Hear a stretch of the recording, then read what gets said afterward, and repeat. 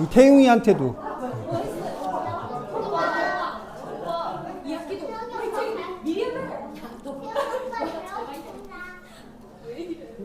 예린이가 좀 뒤로 갔으면 좀 좋겠다 오늘. 왜 이렇게 업이 됐지 오늘? 왜 그래? 무슨 일이 있었어? 예배하는 게 기분 좋습니다.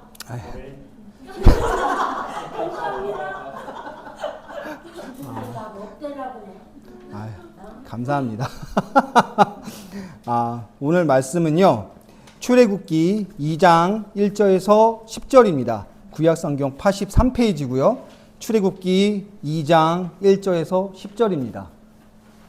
혹시 성경을 안 갖고 오신 분들은 성경 본문의 이 부분 다 같이 합독하시면 좋겠습니다. 성경 본문 출애굽기 2장 1절에서 10절, 구약성경 83페이지입니다.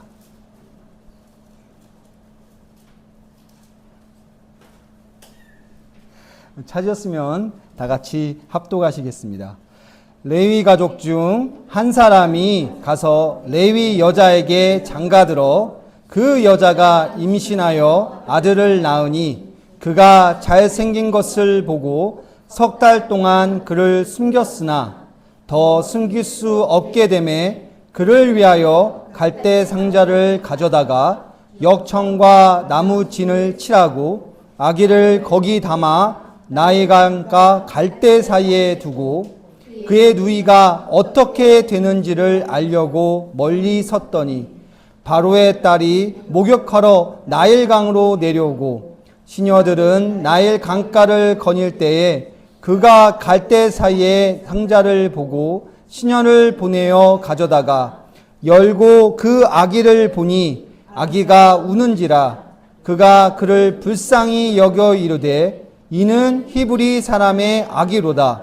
그의 누이가 바로의 딸에게 이르되 내가 가서 당신을 위하여 히브리 여인 중에서 유모를 불러다가 이 아기에게 젖을 먹이게 하리이까. 바로의 딸이 그에게 이르되 가라 하매 그 소녀가 가서 그 아기의 어머니를 불러오니 바로의 딸이 그에게 이르되 이 아기를 데려다가 나를 위하여 젖을 먹이라. 내가 그 삭을 주리라. 여인이 아기를 데려다가 젖을 먹이더니 그 아기가 자라매 바로의 딸에게로 데려가니 그가 그의 아들이 되니라. 그가 그의 이름을 모세라 하여 이르되 이는 내가 그를 물에서 건져내었음이라 하였더라. 아멘. 잠시 기도하시겠습니다. 사랑과 은혜가 풍성하신 하나님 아버지, 오늘도 저희를 주님의 은혜 가운데 불러주시고 하나님의 말씀 앞에 서게 하시니 감사드립니다. 지금 이 시간 저희 모두 주님의 말씀을 듣습니다. 오늘 주신 출애굽기 2장의 말씀을 통해서 우리의 눈에는 보이지 않아도 일하고 계시는 하나님, 우리의 힘으로 감당할 수 없는 순간에도 우리를 지키시고 인도하시는 하나님을 바라보게 하여 주옵소서. 우리가 이해할 수 없는 상황 속에서도 하나님께서 가장 선한 길을 준비하고 계심을 믿게 하시고 내가 붙잡고 해결하려 하기보다 하나님을 신뢰하며 기도할 수 있게 인도하여 주시옵소서. 오늘 말씀을 통하여 하나님은 지금도 일하고 계신다는 사실을 깊게 믿게 하시고 우리의 가정과 교회와 삶의 자리에서도 하나님의 구원의 역사를 기대하게 하옵소서. 예수 그리스도의 이름으로 기도드립니다. 아멘. 지금 시간이 11시 36분입니다. 오늘 조금 설교가 길어질 거예요. 그래서 혹시라도 목이 마르시거나 화장실 가실 분들은 제 눈치 안 보시고 가셔도 됩니다. 다만 돌아오실 때 제발 머리를 들고 들어와 주시면 정말 감사하겠어요. 여기 칸이 쳐져 있어서 머리를 숙이고 들어오시면 문만 열리고 너무 깜짝깜짝 놀라게 됩니다. 그래서 머리를 들고 들어오시면 정말 감사하겠습니다. 성도 여러분, 우리는 살아가면서 내가 아무리 노력해도 더 이상 어떻게 할 수 없는 때가 만날 때가 있습니다. 그것은 아마 자녀의 문제일 수도 있고요. 또는 가정의 문제일 수도 있습니다. 또는 건강이나 직장의 문제일 수도 있습니다. 그럴 때 우리는 보통 이 문제들 때문에 골머리가 썩어가면서 어떻게 하나 고민을 하고 우리의 방식대로 일을 처리하게 됩니다. 내가 조금만 더 하면 되지 않을까? 내가 어떻게든 해결할 수 있지 않을까? 근데 때로는 아무리 우리가 노력해도 해결이 되지 않는 일을 만나게 됩니다. 그때에 우리는 내가 붙잡는 것보다 내려놓아야 할 때라고 믿게 됩니다. 내 방식으로는 도저히 이 문제를 해결할 수 없을 때가 오게 되는 겁니다. 한번 이런 예를 들어볼게요. 어린아이가 물놀이를 하다가 물에 빠졌다고 생각해 봅시다. 부모는 본능적으로 아이를 구하려고 물에 뛰어들어 아이를 붙잡으려고 합니다. 근데 아이가 물속에서 살려고 몸부림치면서 살려주세요, 살려주세요 외치고 있습니다. 이때 부모가 달려가서 그 아이를 잡고 그 아이가 부모의 몸을 너무 세게 잡으면 오히려 둘 다 가라앉는 경우가 생깁니다. 전문가들은 이렇게 말합니다. 이렇게 아이한테 이야기를 하고 이렇게 이야기를 해요. 엄마 또는 아빠를 믿고 힘을 빼고 우리를 믿고 있으렴. 엄마 또는 아빠를 믿고 힘주지 말고 힘을 빼고 있으라고 말을 합니다. 이 아이 입장에서 힘을 빼는 건 두려운 일이에요. 자신의 앞에는 시퍼런 물밖에 안 보이고 그 두려움에 시선을 자꾸만 빼앗깁니다. 오히려 내가 몸에 힘을 빼면 내가 죽는 게 아닌가 싶습니다. 근데 아이가 마침내 엄마의 그 아빠의 외침 힘을 빼라는 말을 듣고 힘을 빼었을 때 비로소 구조자는 아이를 안전하게 구할 수 있습니다. 이것은 때로는 우리의 믿음의 생활에 감동을 주는 말이기도 합니다. 믿음은 더 세게 붙잡는 것만은 아니라는 거예요. 때로는 내가 붙잡고 있는 것을 하나님 손에 맡기는 것도 믿음이라는 겁니다. 미국의 대통령이었던 에이브라함 링컨은 인생의 수많은 위기 속에서 하나님을 의지한 것으로 유명합니다. 그가 남긴 여러 말 중에 이런 말이 있어서 잠시 나누려 합니다. 내가 하나님을 붙들고 있는 것이 아니라 하나님께서 나를 붙들고 계신다는 사실을 인생을 통해 배웠다. 내가 하나님을 붙들고 있는 것이 아니라 하나님께서 나를 붙들고 계신다는 것을 인생을 통해 배웠다. 아마 우리도 신앙생활을 하면서 이런 경험을 할 때가 있습니다. 붙들어야지. 내가 잘못하니까 더 붙들어야 돼. 내 인생이 자꾸 엇나가니까 더욱더 붙들어서 굳건히 나가야 돼.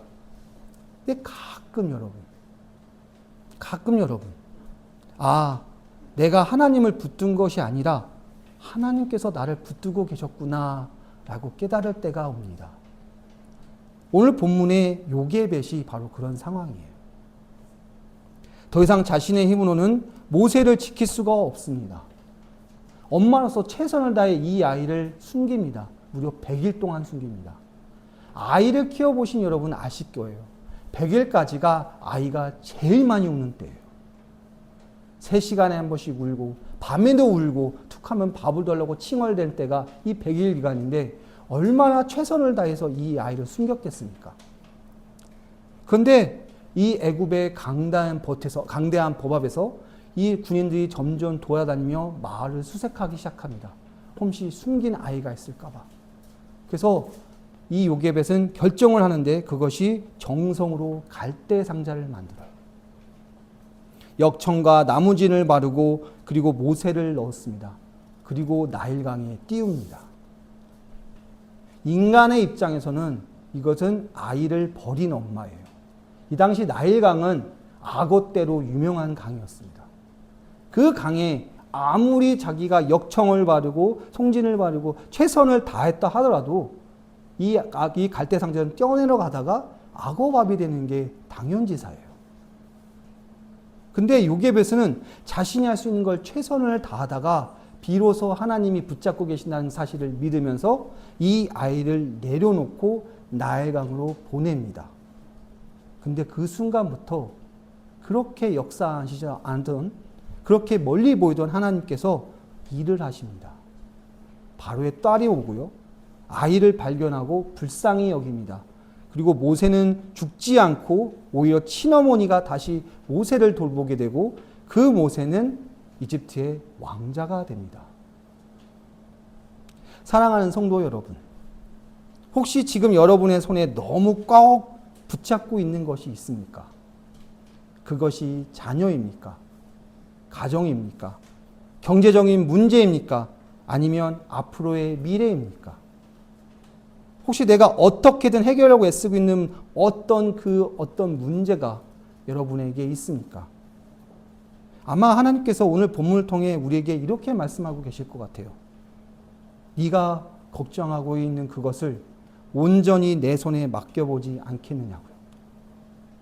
내 모든 염려를 내려놓는 것이 포기하는 말이 아니에요. 그것은 하나님께 온전히 맡긴다는 뜻이에요. 내 손을 떠난다고 끝나는 것이 아니고 오히려 하나님 손에 들어가는 겁니다. 오늘 본문을 통해 내가 보지 못하는 곳에서도 하나님은 일하고 계신다는 사실을 깨달을 수 있는 시간이 되시기를 진심으로 기도드립니다.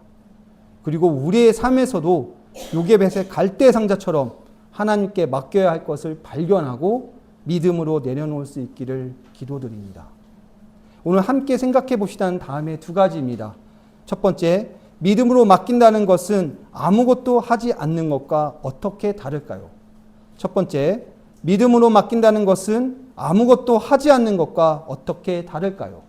그 두 번째, 지금 내가 하고 있는 작은 믿음의 행동 가운데 하나님께서 사용하실 것은 무엇일까요? 지금 내가 하고 있는 작은 믿음의 행동 가운데 하나님께서 사용하실 것은 무엇일까요? 입니다. 아마 어떤 분들은 성경을 비현실적인 이야기가 가득한 허무맹랑한 책이라고 생각하시는 분이 계실 거예요. 현실과 동떨어진 만들어진 이야기라고 생각하시는 분도 계실 겁니다. 그래서 오늘 말씀 출애굽기 2장의 배경을 성경을 제외하고 역사로만 한번 이야기해 보려 합니다. 그래서 성경이 허무맹랑한 것이 아닌 우리의 역사를 깨뚫는 히스토리, 그의 이야기임을 이야기해 보려 합니다. 출애굽기 1장에서 7절까지 보시면 이집트의 이스라엘 백성이 크게 번성했다고 합니다. 우리는 지난주에 본 것처럼 요셉은 이집트 파라오의 총리였습니다. 즉 이집트의 2인자였어요.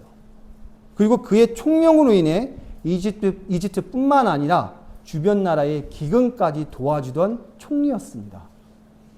이렇기 때문에 요셉뿐만 아니라 그가 속한 이스라엘 민족은 이집트에선 칭송을 받고 영웅들이었어요. 근데 오늘 출애굽기는 이렇게 시작합니다. 출애굽기 1장 8절입니다. 요셉을 알지 못하는 새 왕이 일어나 애굽을 다스리니. 요셉을 알지 못하는 새 왕이 일어나 애굽을 다스리니. 요셉을 알지 못하는 새 왕이 이집트를 다스리자 국민적 영웅으로 칭송받던 이스라엘 백성이 갑자기 노예가 됩니다. 이스라엘 백성이 이집트에서 430년 동안을 살았다고 성경에서는 이야기하는데, 그러면 이 430년 동안 내내 노예로 살았다는 것은 아니에요. 그럼 이 요셉을 알지 못하는 왕은 누구일까요? 힉소스라는 민족이 있습니다. 핫소스 아니에요. 힉소스라는 민족이 있습니다. 그들은 중앙아시아에서 말을 타고 온 유목민족으로 노아의 아들인 셈 계통입니다. 저희에게는 몽골 민족입니다. 노아의 세 아들이 셈과 함과 야벳인데, 보통 셈은 아시안 계통, 함은 아프리카 계통이며 야벳은 유럽으로 퍼졌다고 학자들은 말합니다. 이 셈족의 힉소스 민족이 이집트를 와서 점령하는 사건이 일어납니다. 정확히 말하면 나일강 삼각주 북쪽의 하 이집트를 점령합니다. 지중해 밑에 있기 때문에 하 이집트의 북쪽인 부분을 점령합니다. 이 힉소스라는 말은 유목민의 왕 또는 외국 땅의 지배자란 뜻으로 BC 18세기 또는 19세기경에 이집트 북쪽을 점령하고 단독으로 15왕조와 16왕조를 왕을 세우게 됩니다. 보통 학자들은 창세기의 요셉은 중왕국 시대에 속하는 12왕조 때 잡혀서 이집트에 들어오고 제13왕조 때 힉소스는 이집트의 북쪽을 점령하고 그리고 놀랍게도 힉소스는 요셉과 같은 셈족이었습니다. 그렇기 때문에 감옥에 있던 요셉을 총리로 만드는 것이 어렵지 않았던 거예요. 같은 민족이었기 때문입니다. 근데 이 힉소스 왕족이 제가 말했던 것처럼 단독으로 15왕조와 16왕조를 세우며 강력함을 뽐낸 이후에 밑에 있던 하 이집트의 본토 이집트 사람들이 치열한 전쟁 끝에 그들을 내쫓게 됩니다. 그때 그리고 이 왕이 이집트를 통일하게 되는데 이때의 왕이 아흐모세 1세입니다. 모세란 말이 나옵니다. 여러분 모세란 말은 무엇보다 건져내다는 뜻이 아니에요. 이집트어로 건져내다는 마샤예요. 모세란 말은 이집트어로 누구의 아들입니다. 즉 아흐모세 1세는 아흐라는 왕의 아들이란 뜻이에요. 이 아흐모세 1세가 드디어 이집트를 통치하게 되고 강력했던 힉소스를 쫓아나게 돼요. 그래서 힉소스와 그와 같은 셈족에게 이집트는 강한 반감을 얻게 됩니다. 왜냐하면 그들이 점령했었기 때문이죠. 그리고 이 강력한 왕이 고민이 생기는데 그것이 출애굽기 1장 9절에서 10절입니다. 그가 그 백성에게 이르되 이 백성 이스라엘 자손이 우리보다 많고 강하도다. 자 우리가 그들에게 대하여 지혜롭게 하자. 두렵건대 그들이 더 많게 되면 전쟁이 일어날 때에 우리 대적과 합하여 우리와 싸우고 이 땅에서 나갈까 하노라 하고 여기 그는 왕입니다. 백성은 이집트예요. 이 백성 이스라엘 자손이란 말이 나와요. 근데 여기에 제3자인 그가 나옵니다. 많은 역사학자는 이 그가 바로 힉소스 민족이라고 합니다. 근데 이들이 쫓겨난 이후에 바로 자기들의 본국에 갔을까요? 아니에요. 이집트를 근처를 머물면서 언제든지 다시 공격해서 침략하려고 준비를 합니다. 그래서 이 왕이 칙령을 내리는데 그것이 바로 아들을 죽이라였어요. 왜냐하면 아들이 성장해서 그들이 힉소스 민족과 같이 연합하여 이집트를 칠까봐 걱정이 되었던 거예요. 군인이 돼서. 그래서 그 부분이 오늘 15절 16절에 애굽 왕이 히브리 산파 시브라라는 사람과 부하라는 사람에게 말하여 이르되 너희는 히브리 여인을 위하여 해산을 도울 때에 그 자리를 살펴서 아들이거든 그를 죽이고 딸이거든 살려두라라고 말합니다. 즉 지금 이 왕은 아흐모세 1세는 언제든지 반란이 일어날까봐 두려운 상태에 칙령을 내리는데 그 칙령이 아들을 죽이라 였어요. 그들이 장성하여 군인이 될까봐요. 근데 오늘 본문에는 이집트 공주가 나옵니다. 이집트 공주가 나일강에서 버려진 모세를 발견하고 히브리 남자를 다 죽이라는 아이들을 죽이라는 그 명령에도 불구하고 모세를 입양을 하는 공주가 나옵니다. 이 공주의 이름은 하셉수트입니다. 이집트 제18왕조 아흐모세 1세의 딸이었으며 역사로 보면 그녀는 실제로 세계의 역사상 가장 강력한 여자 군주 중 한 명이었습니다. 다시 말씀드릴게요. 가장 강력한 여성 군주였습니다. 제가 왜 이걸 강조하냐면 우리 대부분의 이 공주가 힘이 없는 분인 줄 알고 계셔요.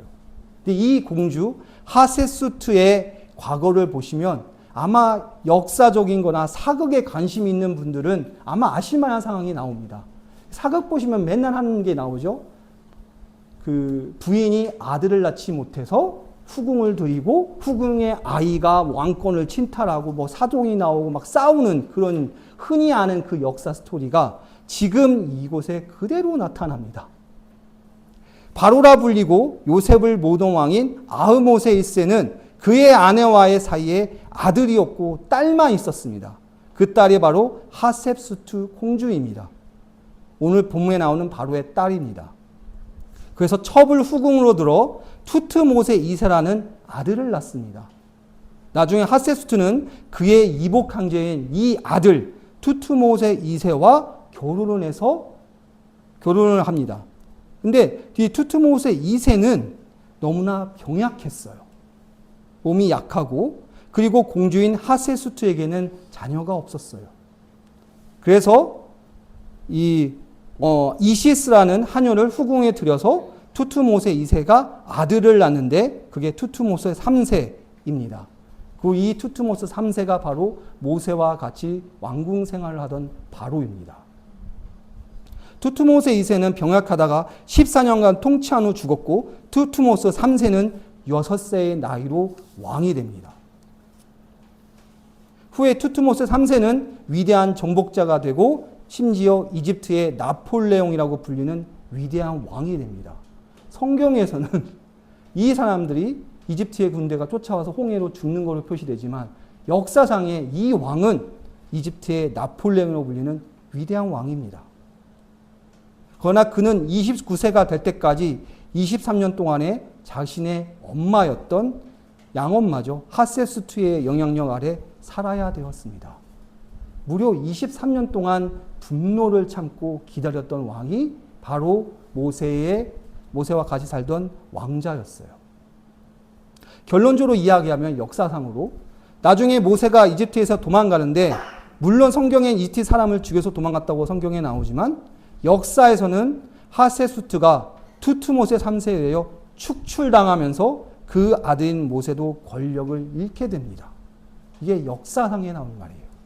즉 오늘 이 본문은 창세기 출애굽기의 저자인 모세가 쓴 허구적인 이야기가 아니라 역사적인 이야기라는 겁니다.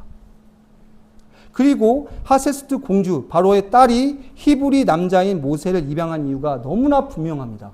그 이유는 자신이 아이가 없었기 때문에 자신의 권력을 유지하고자 히브리 아들을 들였던 거예요. 즉 오늘 본문에 보면 야 너무나 대단한 말이구나 하는데 역사적인 사건에 의하면 다 인과적인 관계가 있습니다. 그럼 다시 성경으로 돌아봅시다. 방로의 명령이 이미 떨어져서 모세의 부모는 그 아이를 나일강에 던지고 2절에서 아이가 너무 잘생겼다고 하지만 결국은 그 아이의 음소리가 커져서 조그만 상자를 나일강에 떠넘기죠. 이 부분을 히브리서 11장에선 이렇게 이야기합니다. 히브리서 11장 23절입니다. 믿음으로 모세가 낳았을 때에 그 부모가 아름다운 아이임을 보고 석 달 동안 숨겨 왕의 명령을 무서워하지 아니하였으며. 믿음으로란 말이 나와요. 믿음으로 모세가 낳았을 때. 역사적으로는 참혹한 순간에, 역사적으로는 어려운 순간에, 역사적으로는 하나님께서 모세가 태어났을 때 이런 일을 당연히 겪을 걸 아시면서도 믿음으로 모세가 낳았을 때라고 이야기합니다. 즉 믿음이라는 것은 여러분 내가 억지로 하려는 게 아니란 뜻이에요. 내가 내 손에 들고 막 흔들고 이 방법 저 방법 다 써가면서 할 수 있는 것 물론 그것도 어느 한 부분의 믿음일 겁니다. 하지만 그게 다가 아니란 이야기예요. 오늘 성경에는 이 모든 걸 내려놓는 시점에서 하나님께서 사용하심을 말씀합니다. 그게 바로 5절에 본문의 5절입니다. 바로의 딸이 목욕하러 나일강으로 내려오고 시녀들은 나일 강가를 거닐 때에 그가 갈대 사이에 상자를 보고 시녀를 보내어 가져다가라는 말을 합니다. 여러분 이 당시에 이집트는 뭐가 유명했을까요? 욕탕이었어요. 너무나 이쁜 욕실, 실내 욕실이 있었습니다. 왕인 그 공주가 집에 욕탕이 없는 건 말이 안 돼요. 그럼 이 공주가 대체 왜 목욕하러 나일강으로 왔을까요? 왜 나왔을까요?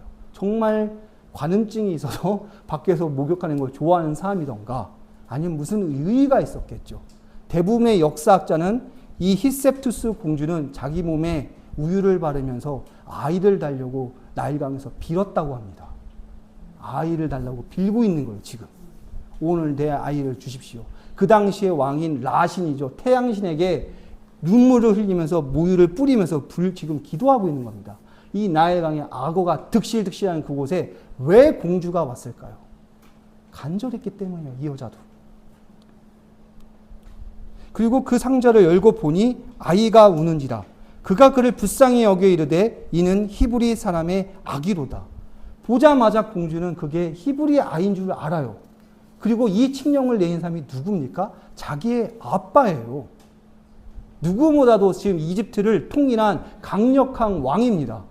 근데 이 공주는 그 아이를 보자 자신의 아이로 받을까 생각을 하는데 그 이유는 그렇게 기도하던 아이가 떠내려왔기 때문이에요.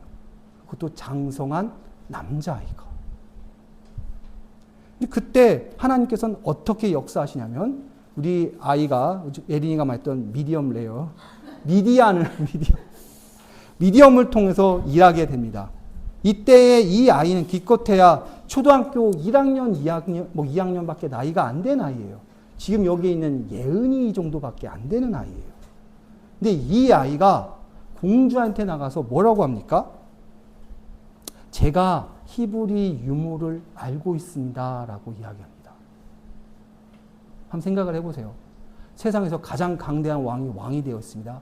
그 공주는 언제까지 자기 공주 남친이 싫어서 왕권을 얻으려고 시시탐탐 노리는 공주예요. 중국에서는 양귀비라고 하죠. 그 정도의 권력을 가진 사람이에요.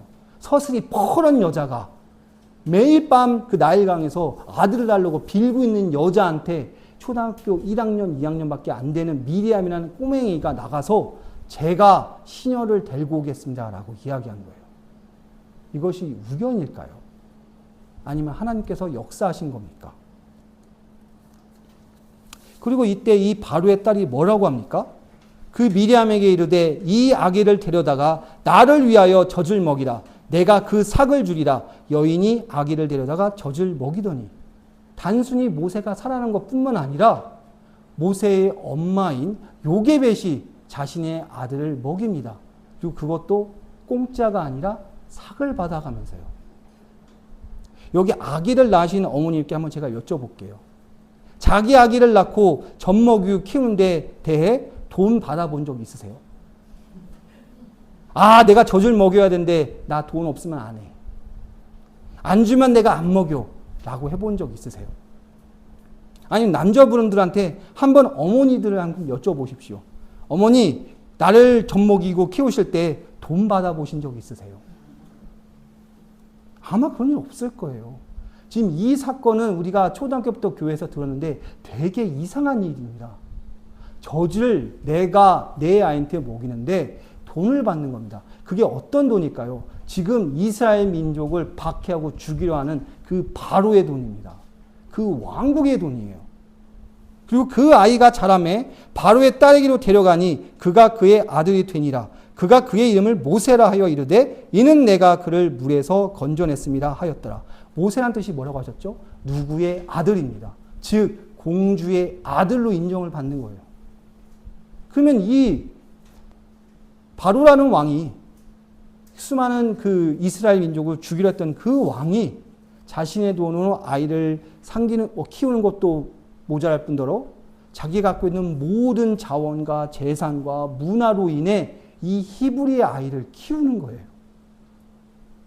분명 요게벳은 자신이 갖고 있는 모든 희망을 내어놓고 갈대상자를 그 악어가 많은 나일강에 내려놓았습니다. 근데 하나님께서는 그 사실을 이용하셔서 단지 살리는 것뿐만 아니라 말도 안 되는 기적을 일으킵니다. 그게 바로 오늘 본문입니다. 아니 또 이 사건을 우연이라 생각하시는 분들은 한번 이렇게 생각해 보십시오. 우리의 삶을 한번 자세히 봤으면 좋겠습니다. 우리의 삶에 어떤 것들이 우연일까요? 내 삶에 지금 어려움이 있다면 왜 이런 어려움이 일어나고 있는 걸까요? 왜 그런 일이 나에게 일어났을까요? 왜 그날 바로 그 순간에 그런 일이 있었을까요? 왜 그 사람은 나에게 그렇게 했을까요? 왜 우리는 지금 안성 공도 지역에 살고 있을까요? 왜 우리는 지금 함께 만드는 교회에 다닐까요? 왜 지금 이 직업을 가졌거나 사업을 할까요? 왜 나는 이 학교를 다닐까요? 그리고 왜 나는 지금 오늘 이 시간에 모세 이야기를 듣고 있을까요? 한국에는 이런 말이 있습니다. 우연히 거듭되면 필연이 된다고요. 우리는 하나님이 하시는 그 수많은 일을 우연이라 치부합니다. 아, 우연적이니까. 아, 그럴 수가 있겠지. 근데 이 수많은 우연들이 쌓이면은 우리가 사는 날에는 뭐라고 합니까? 필연이라고 해요. 반드시 맺어질 인연이라고 말합니다. 반드시 맺어질 것. 세상의 사람들도 그렇게 믿는데 우리 믿는 자들이 하나님에 있는 수많은 역사가 우리가 나날이 보이는데도 우연이라 치부합니다. 그럼 이렇게 질문할 수 있습니다.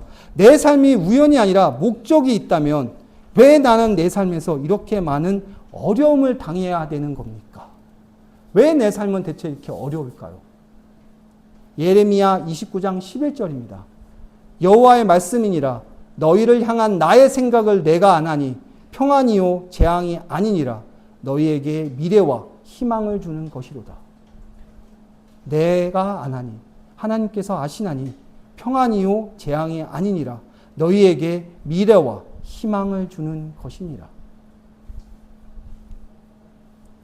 우리의 삶에 많은 그런 일들로 내가 이해할 수 없는 여러 가지 일들로 우리는 지금 살고 있습니다. 지금도 어려운 일들이 많아요. 그리고 어느 분들은 내 생각으로, 내 뜻으로, 내가 할 수 있는 방향으로 지금 힘들게 몸부림치고 계실 거예요. 근데 그때 하나님께서는 말씀하십니다. 최선을 다하고 그 이후에 나에게 맡기라고. 최선을 다하고 그 이후에 나에게 맡겨라. 지금까지 내가 만난 모든 사람 중에 우연히 만난 사람은 없습니다. 좋은 일이든 힘든 일이든 하나님 지금 분명히 우리를 인도하고 계십니다. 하나님이 다스리시고 하나님이 이끌어 주십니다. 앞으로 하나님의 그 선하신 계획 가운데 우리 삶에, 우리 교회, 우리 가정에 이루어 주시는 기도가 되는 것이 그리스도인입니다. 기대가 되셔야 돼요. 절망이 되시는 것이 아니라.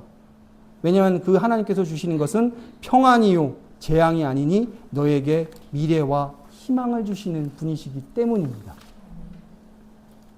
아마 오늘 이렇게 기도하셨으면 좋겠어요. 우리의 삶을 이렇게 보셨으면 좋겠습니다. 오늘 믿음의 순종은 여러분들이 마치 그냥 모든 걸 다 강가에 내던지고 될 대로 되라 놓으시는 것이 아니에요. 최선을 다하는 것, 여러분 위해 그 인생을 위해 열심히 노력하시는 것, 그것도 하나님이 보고 계셔요. 그리고 그 노력을 인해 하나님께서 역사하신 타이밍이 나오는데 그때가 언제입니까? 그분을 온전히 의지하는 곳이에요. 역사에서도 말합니다. 이 사건이 우연이 아니었다고요. 왜 우리 그리스도인, 내가 하나님을 우리의 주라고 믿는 우리만 왜 우연을 생각하실까요? 아마 오늘 집에 가시면서 이 예배 끝나시면서 이렇게 생각해 보셨으면 좋겠습니다. 우연이 아닌 필연으로 만들어내시라고. 내가 가지고 있는 그 수많은 우연들을 필연으로 느낄 수 있는 믿음을 달라고.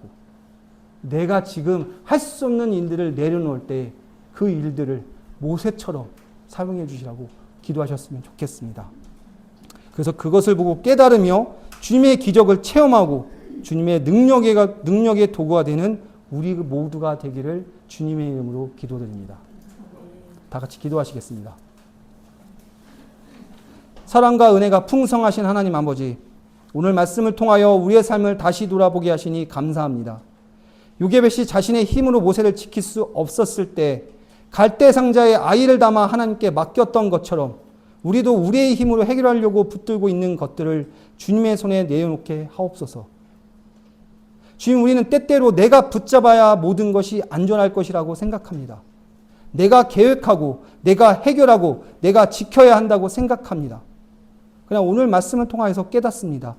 우리의 손을 떠난 그 순간에도 하나님의 손에서는 결코 떠나지 않는다는 것을 믿습니다. 우리의 자녀를 주님께 맡깁니다. 우리의 가정을 주님께 맡깁니다. 우리의 미래와 직장과 삶의 모든 문제를 주님께 맡깁니다. 지금 당장 길이 보이지 않아도 낙심하지 않게 하시고 하나님께서 보이지 않는 곳에서 일하고 계심을 믿게 하옵소서. 요게벳이 알지 못했던 길을 하나님께서 준비하셨던 것처럼 우리에게도 우리가 알지 못하는 하나님의 길이 있음을 믿도록 인도하여 주시옵소서. 특별히 우리가 사랑하는 사람들 위해 기도할 때 걱정과 두려움으로 기도하지 않게 하시고 믿음으로 맡기며 기도하게 하옵소서. 그리고 훗날 우리의 삶을 돌아보며 그때 하나님께서 이미 일하고 계셨구나라고 고백할 수 있게 인도하여 주시옵소서. 우리의 모든 것을 주님께 맡겨드리며 이 기도를 마칩니다. 우리 주 예수 그리스도의 이름으로 기도합니다. 아멘.